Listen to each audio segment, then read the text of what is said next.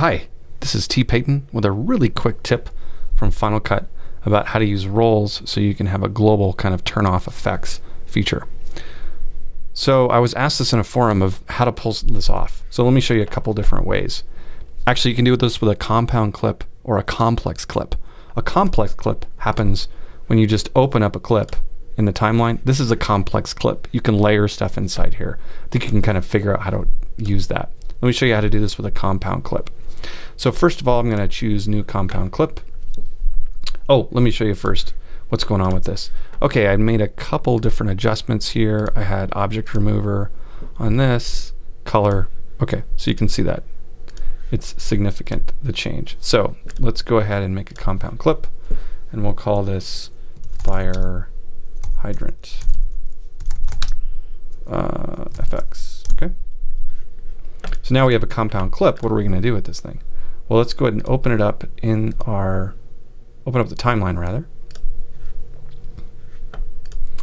And once this is opened, now what are we going to do with this? Well, peel off a copy. And this top copy is where our effects are. My computer's doing something else, so it's a little slow at the moment. What we're going to do is assign this clip with the role of video FX. See that? And this one down here is going to be the role of just regular old video.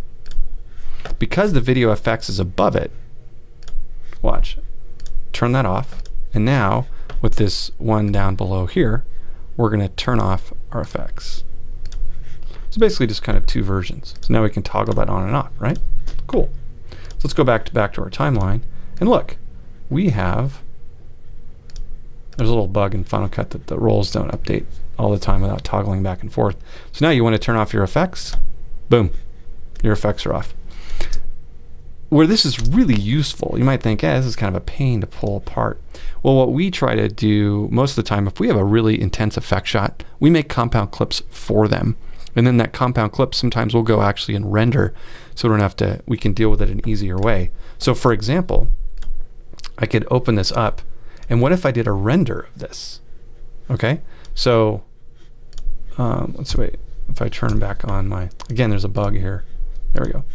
If I turned this on, let's say I rendered this out, I could put the render right above here, and then that could be another version that could be called Video FX Render.